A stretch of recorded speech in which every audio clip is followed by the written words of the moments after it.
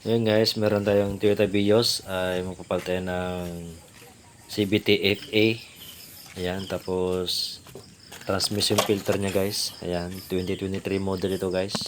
So yeah, so tinanggal ko na kasi pinapakita.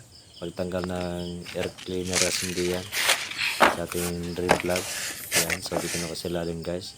So yung ating transmission wheel pan niya.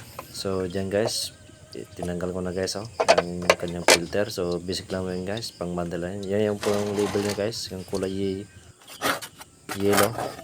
Ayan, so linagay ko na yun guys yung filter na bago. So inigpitin ko na yun guys, to tama-tama lang para hindi malo-straight guys. Ayan, so sakto lang. So yan, linagay ko na guys yung wheel pan niya sa may transmission. Kita naman nyo guys, so in-inspection ko na guys, so final na yan guys ang ating pagigpit. So yan guys, maglalagay na tayo ng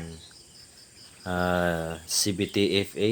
Yan, dyan sa may gilid nya guys, meron yung bolt yan na tinapor na sakit yan guys. Ayan, so meron na siyang tumulo guys. Yan, nag-awas-awas na yan guys. Ayan, may mga, yan na yung label niya guys, ang ating transmission na CVTF. Yan, higpitan natin guys yung taklob niyan.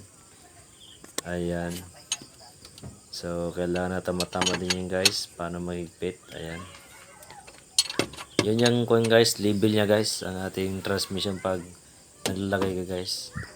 So yan, so basic lang yan guys kung paano mag change ang transmission fluid. Ayan, higpitan ko na lang yung drain plug niya sa wheel pan niya sa transmission. Ayan, so in-inspection ko yan guys. Ayan, okay na. So ganun lang, tama lang yung hipit yan guys. Huwag masyadong masobrahan, baka mag-stud yan guys. Ayan, okay na. So ganun lang po ka-basic guys kung paano mag-change ng ating transmission fluid na CVT sa ating Toyota Vios 2023 model. Ayan, so double check ko na yan guys, inspection, para siguro tayo na walang mag-check engine guys. Ayan, so dito na tayo, papasok na tayo sa loob. So ganda na itong panda rin guys, para umandar ang ating unit na Toyota Vios, para ma-ship natin park, neutral, reverse, drive.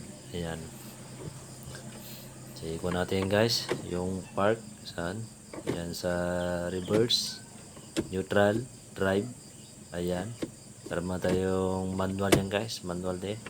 Ayan, so ginamitan ko na lahat yan guys para sigurado na yung fluids ay tataas at gagana dun sa may mga kuha nya guys, clutch pressure plate nya sa ating valve body. So kailangan yan guys para sigurado tayo, para hindi sa may stuck ating transmission. Ayan, so pinapagana ko yan guys.